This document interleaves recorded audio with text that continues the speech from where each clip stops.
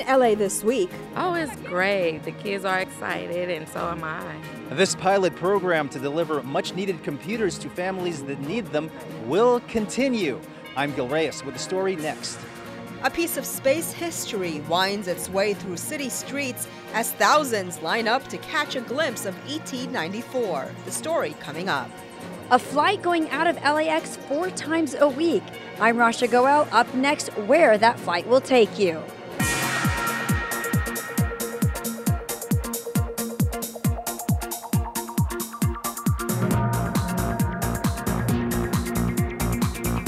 Hello and welcome to LA This Week. Thanks for joining us. I'm Yana Kay. Well, the city's new budget reflects the City of Angels slowly digging its way out from under years of recession. Ana Marcos has more on the recent City Council vote and what it means for Angelenos. It's taken 3 weeks of hearings and input from close to 200 public speakers. But the City of LA now has a $9 billion budget that is both fiscally healthy and funds city programs that had been cut for years.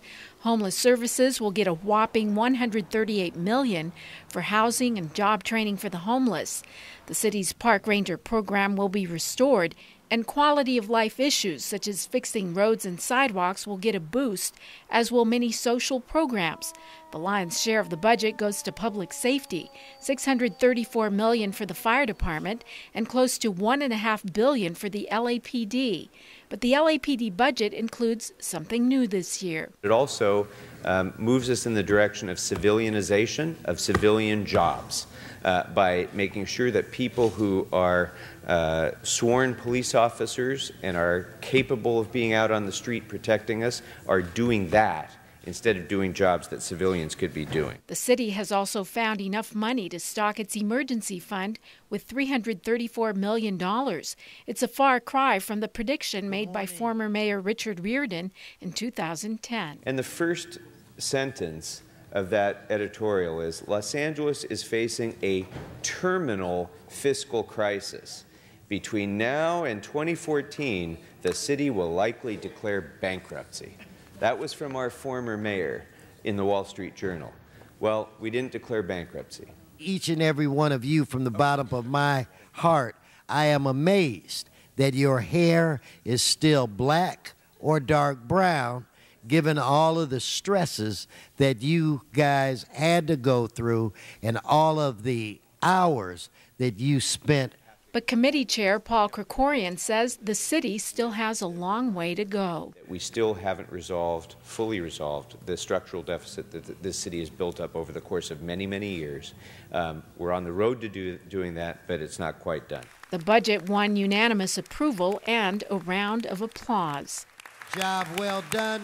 I'm Ana Marcos for LA This Week. Mayor Eric Garcetti is expected to approve the budget, which would then go into effect on July 1st. Well, with summer vacation right around the corner, why not take the train to the beach? After 63 years, the service is officially back. Gil Reyes reports on the Expo line extension to Santa Monica. It has finally arrived. A train that takes you within walking distance of the beach. We've been waiting a long time, and it's awesome. Not since the extinction of LA streetcars in the 1950s has rail service stopped this close to the ocean. The Metro Expo line now stretches to downtown Santa Monica, 4th and Colorado to be exact. Daniel Smith and his wife are part of the crowd, taking advantage of free rides on opening weekend and to witness history. We're really excited. My wife and I grew up in the San Francisco Bay Area, and so we watched the start of BART being produced, and now we're watching Santa Monica get what we had. So it's very, very exciting. We've been longtime residents of Santa Monica, and it's wonderful to see. The 6.6-mile extension offers 7 new stops between Santa Monica and Culver City. It's also plugged in to the rest of Metro's rail network, an alternative to driving to and from the beach and also, of course, to and from work. Officials say the average ride from downtown LA to Santa Monica will take you about 45 minutes. This is about somebody who's going to be able to say, I can take that job in Santa Monica or in Los Angeles, in Culver City, because before I couldn't take that job if I had to commute in my car. This is about real people and real stories, and it's about us turning the page here in Los Angeles. And there's also a lot of discussion about how we can move these projects up, make them happen a lot more quickly, so that we get more people on trains and on buses, out of cars, out of traffic. LA Mayor Aer Garcetti and the rest of the Metro Board are pushing for a half-cent sales tax increase this fall to fund even more rail and transportation-related improvements. Within walking distance of the surf, Gil Reyes for LA This Week. Limited parking is available at 3 train stops along the route. The cost is $2 a day. The $1.5 billion rail extension was completed on time and on budget. Well, Angelenos got treated to a piece of spacecraft parading through LA streets, a piece of hardware that will now go on exhibit at the California Science Center. Ana Marcos has more on the historic Mission 26 ET Comes Home and what it means for LA. What a welcome! Thousands of Angelenos came out to watch, climb trees, cheer, and take pictures as ET-94 made its way through the streets of Marina del Rey, Inglewood, and South LA at 5 miles an hour. Well, it's historic, man, to see this tank from the space shuttle coming by. I was also blessed to be out here when the space shuttle itself came through. Children, young and old, were impressed. I think it's just very big. It's awesome to see. It's actually, it's kind of the biggest thing I think I've seen. It's kind of it looks a little bit alien to me. I mean, it's a bit strange. Well, it's a lot bigger than I thought it was. So it's huge. We know how important this is. You can judge it by the response of the kids along the path that we brought it here. Their eyes get big, they smile. Some of them had astronaut costumes on. This is a great thing for Los Angeles. Speaking of astronaut costumes, we caught some real astronauts in the crowd signing autographs. This is history for LA. Hello, we're from LA. The 15-story high orange tank was originally built to help launch and feed fuel to the space shuttle Columbia. Tanks blow up in the atmosphere once they're used, but this one was never used. It's the last remaining NASA external tank in existence. NASA awarded it to LA's California Science Center, where together with the Space Shuttle Endeavour, it will become part of a full-stack shuttle display. If you've never seen one, it's amazing. It's 20 stories tall. It allows us to talk so much about science and engineering, math, and to serve to inspire the next generation of scientists, engineers, and explorers. DWP crews moved and cut power lines to allow the massive tank through. But unlike the Space Shuttle Endeavour 3 years ago, this parade route did not require the cutting down of any trees. Finally, after an 18-hour street cruise, ET-94 arrived at its permanent home in Exposition Park. For many here, it was a moment that will go down in history. I'm Ana Marcos for LA This Week. Although ET-94 will be available for viewing, the public will have to wait a few more years before seeing it in a full-stack display. While a new city audit finds money could be saved by hiring more civilians at the LAPD. And as Gil Reyes reports, city streets might also be safer. Recruit Officer Arteaga, sir. 40509, sir. These are LAPD jobs that are not in the field. Clerical workers, equipment room managers, couriers. But a new city audit finds too many of these positions are being filled by trained officers whose skills are needed on patrol. Filling these jobs would free up officers to do what they do best, to fight crime. LA City Controller Ron Galperin's audit urges the city to adopt a long-term goal of hiring more civilian staff at the LAPD. A shortage has forced more than 620 officers to fill these positions. Many of them are desk jobs. That means fewer cops on the beat. Put the pencils down to get away from the cubicles, to go out back into black and white and do what they were paid to do, what they wanted to do, and what they signed up to do. And that's to keep us all safe. City Councilman Mitchell Englander, an LAPD reservist, says more officers on patrol are especially needed now, following upticks in crime. So far this year, violent crime is up by more than 12% from the same period last year. Controller Ron Galperin adds that the city wastes money by using trained cops to fill these jobs. We now do have the broad support necessary to make these changes and to put more police in our neighborhoods where they work every day to keep us safe. In downtown LA, I'm Gil Reyes for LA This Week. Of those 620 sworn officers filling civilian jobs, more than 400 are said to be fully capable of patrolling city streets.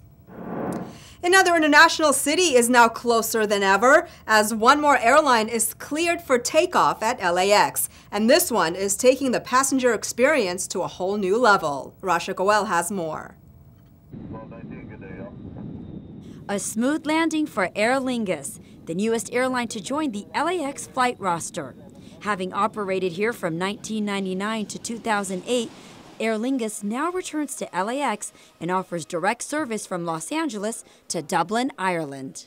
An aircraft and a flight and a service is a measure of the relationship between Ireland and the West Coast, and particularly here in LA, we have a very strong relationship.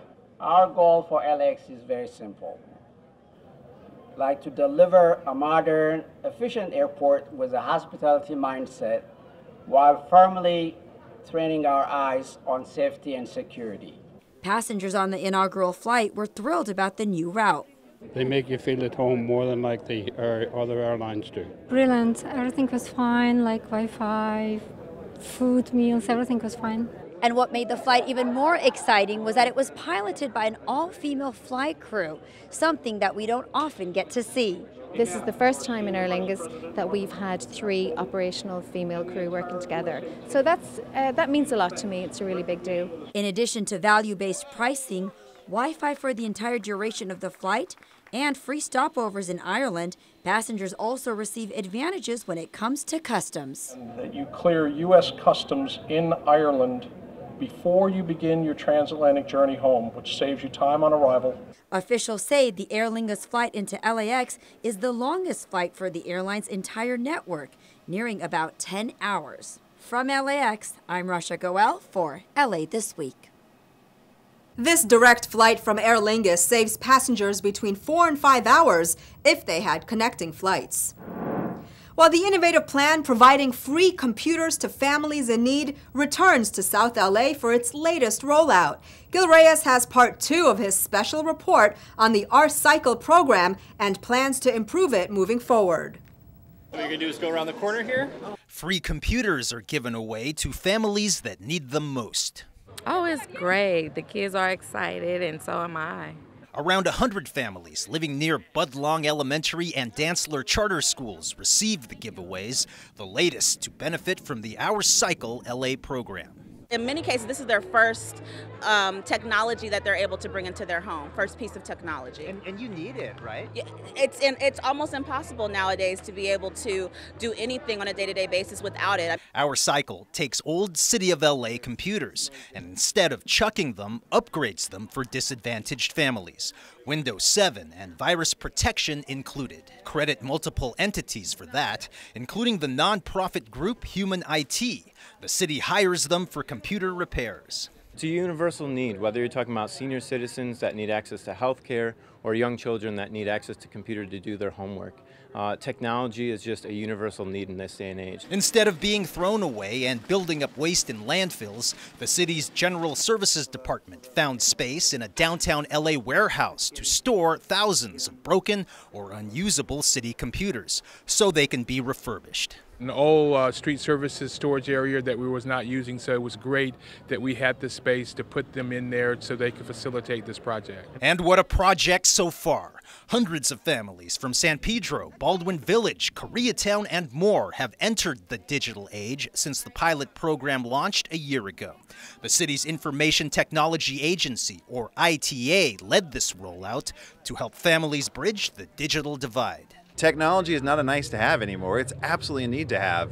In fact, my daughter, when she goes to school here in LA Unified School District, she's given assignments where she's expected to watch email, to get on Schoology, submit assignments online, and without having technology in the house, it becomes very difficult just to get ahead. We need a computer, and I have my laptop. We have an old Dell that's we probably need to turn it in to be refurbished, but this will definitely help the family. City leaders want Our Cycle rolled out to other parts of South LA and the San Fernando Valley. Mayor Eric Garcetti wants to prioritize the hiring of the homeless and the formerly incarcerated for thousands of civil service positions, but they'll need internet to look up jobs and apply. So the city is considering free Wi-Fi in homeless encampments and more. Creating some hotspots at schools, at churches, at community-based organizations so that these internet resources can be used actively. We want to do them all over the district. The Council President Weston, Price, and I, we've been talking about this for months, and so we want to do a tour of the community, giving away computers with internet access as much as we can and as fast as they can be produced. Another plan in the works is reducing the cost of Wi-Fi for Time Warner cable customers of low income through partnerships. Right now you can get access to the internet for $15 a month, but we'd love to drive that cost even lower. And we'd love to find really creative ways, working with public libraries and others, to be able to bring internet right to where people are in their homes. And so we'll have some new news for you coming up on that. So I'm hopeful that we have some big giants of business that want to partner with the City of LA and make this even a bigger and a better program. And good news for many more families. We're told the LA City Council recently approved $117,000 in the upcoming city budget to continue this program. In South LA, Reyes for LA This Week. Our Cycle plans to give away even more computers in the weeks to come in Canoga Park and at Camp Wesson Summer Camp just before the kids go home. While LA's councilmember Nuri Martinez has been singled out as a phenomenal woman, the YWCA of Greater LA recognized her at its annual awards and fundraiser. Anna Marcos has more. All things are possible in the lives of phenomenal women. It was an event by women, for women, inspired by an organization created for women. The YWCA of Greater LA held its annual Phenomenal Woman Awards to honor those who are a driving force in LA's corporate, government, and philanthropy worlds.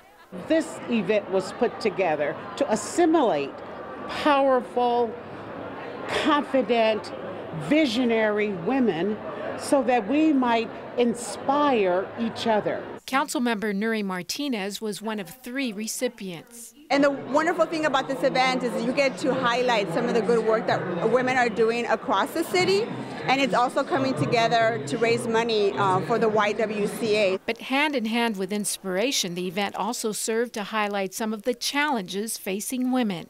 As model and actress Kathy Ireland, the event co-chair, pointed out. Splashed across the front page, Santa Barbara, a hub for sex trafficking.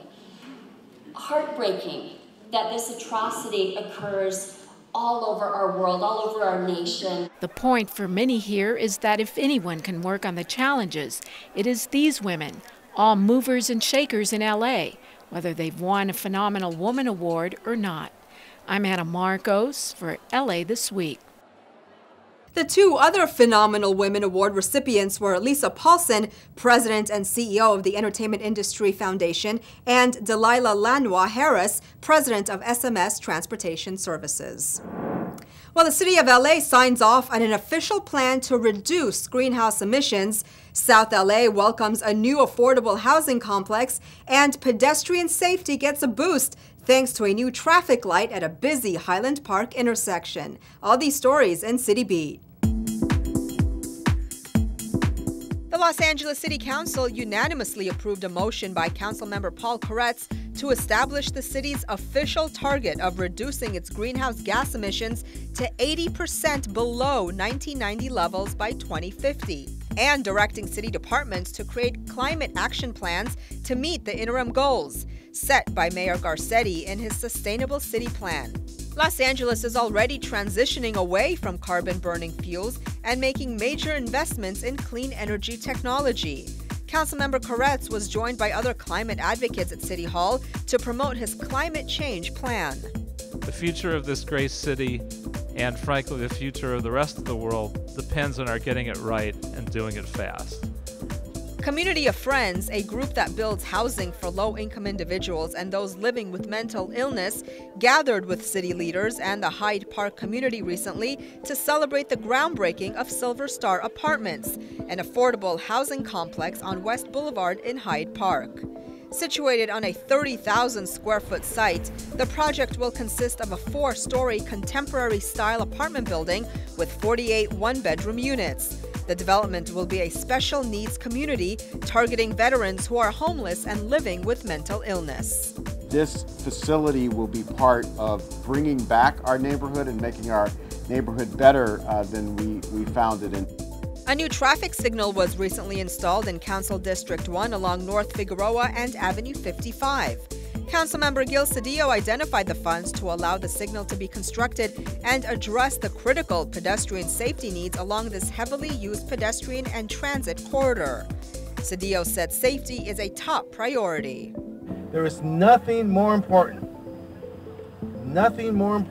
than public safety. It's why we have government. For more than 100 years, the Orthopedic Institute for Children has been dedicated to serving young patients across Los Angeles. LA Mayor Eric Garcetti joined Institute officials recently to celebrate a major step forward. Rich Samuels has more. At the Orthopedic Institute, local children tried out the playground, a symbol of an optimistic future for young patients treated here every day. Doctors, patients, and LA Mayor Eric Garcetti recently celebrated a great step forward for the Institute, LA's first ambulatory surgery center designed and built exclusively for children. CEO Dr. Anthony Scaduto couldn't wait to show it off. This room is specifically designed to do orthopedic surgery. It would be surgery that is state-of-the-art. There's special design features to this operating room that allows us to treat many of our children on an outpatient basis. We've got 6 pre-op, post-op rooms to use, and the last room also is a procedure room, so we can do things like apply casts and do minor procedures. I don't know if I've been in a medical facility that looks so gorgeous and that is designed with both the patients and the doctors and the way that they serve in mind. And thanks to the City of Los Angeles, the surgery center became a reality in record time. Normally, the state's health planning agency oversees construction of this kind, but this center is one of the first healthcare projects in California that was completely overseen at the municipal level. What did municipal oversight mean? The permitting process, for example, which can take as long as 11 months, was reduced to just 5. The Orthopedic Institute for Children treats a number of orthopedic specialties, ranging from muscular dystrophy and club foot to sports injuries, common fractures, and hand trauma. With 13,000 square feet of new space, there's plenty of room to meet the demand. This is Rich Samuels for LA This Week. More than 2 million children have been treated by the Institute since 1911. Well, it's a top honor by one of the top Democratic clubs in California. Mayor Eric Garcetti was one of several leaders honored by the Stonewall Democratic Club. Anna Marcos has more on how the mayor's work in the LGBT community earned him the award. They're called the Stoney Awards, a sort of Humanitarian of the Year award for LGBT issues. And this year, our own Mayor Eric Garcetti has clinched one of them as Elected Official of the Year. The reason, his creation of a council of transgender community leaders to help advise the city on transgender issues. We don't have to read about history of the LGBTQ movement in other places. It's right here. This is the fulcrum. This is Selma, Alabama. The Stonewall Democratic Club has become a force to be reckoned with in politics. It focuses on LGBT and women's rights, but also helps lead the way on all democratic issues of equality and justice. We will also continue to hold our elected representatives accountable on environmental issues, affordable and accessible housing, healthcare access, immigration reform, and fair wages, because all of those things are LGBTQI issues. What a hell of a year to be a Democrat. and a lesbian and a feminist and a progressive. Other Stony Awards went to LA County Assessor Jeffrey Prang, chosen as Public Official of the Year, and Rabbi Denise Egger, who took the Sheila Kuehl Trailblazer Award. I've served our community, the LGBTQ Jewish community, and our larger LGBTQ community for nearly 30 years now. From the depths of the AIDS crisis to the heights of marriage equality and beyond. And this year, the death of a popular council member has created a new award, the Bill Rosendahl Courage Award, which went to its namesake, the late council member Bill Rosendahl, and LA's first openly gay council member. I don't feel like he's gone. I still feel his warmth. I still feel his encouragement. Future Bill Rosendahl Awards will be given to those who bravely speak their minds on LGBT and progressive values. But then it seems all of the honorees have done just that. I'm Anna Marcos for LA This Week. The final Stony Award went to Jane Wishin, known for her work on AIDS and LGBT issues. Well, enjoy a classic movie in a historic theater, take in a film fest that's gone to the dogs, and celebrate LA's rich cultural diversity during the Lummis Day Festival. All this in this week's Things to Do. This year marks the LA Conservancy's 30th season of classic films in historic theaters. To commemorate the occasion, the organization is going back to where it all began, Broadway's iconic movie palaces. With 9 screenings and lots of interesting events to go with them, including special backstage tours, panel discussions, and post-show film trivia at Clifton's, it's the place to be for the classic film buff. This year's lineup includes vintage crowd pleasers like To Kill a Mockingbird, Singin' in the Rain, and Some Like It Hot. Check it out at Orpheum Theater, located at 842 South Broadway. For more, visit laconservancy.org. The Dog Film Festival seeks to educate about adoption, pet wellness issues, and philosophical aspects of pets in our lives. The festival is a unique way of honoring dogs as true family members by bringing together like-minded people to experience global filmmakers' celebration of the human-canine bond. The event showcases films that inspire, educate, and entertain, and are appropriate for all members of the human family. Come pay tribute to our favorite furry friends on Sunday, June 5th at The Crest, located at 1262 Westwood Boulevard in Westwood. See more at dogfilmfestival.com. This weekend, you can enjoy some fun at the Lummis Day Festival. Lummis Day is named after Charles Fletcher Lummis, who was the first city editor of the Los Angeles Times and founded the Southwest Museum, or the first museum in Los Angeles. This festival celebrates the art, history, and ethnic diversity in Los Angeles and is a cultural event that is community-oriented. The event takes place June 3rd through the 5th at York Park at Avenue 50 and at the Southwest Museum, featuring art, crafts, vendors, food trucks, poetry, and musical performances. For more, visit lummisday.org. And that's a look at some things to do. Well, that's going to do it for this edition. I'm Yana Kay, and from all of us here at LA This Week, thanks for joining us. A reminder that you can catch us online at lacityview.org. You can also follow and like us on Facebook. We'll see you back here next week for more of LA This Week.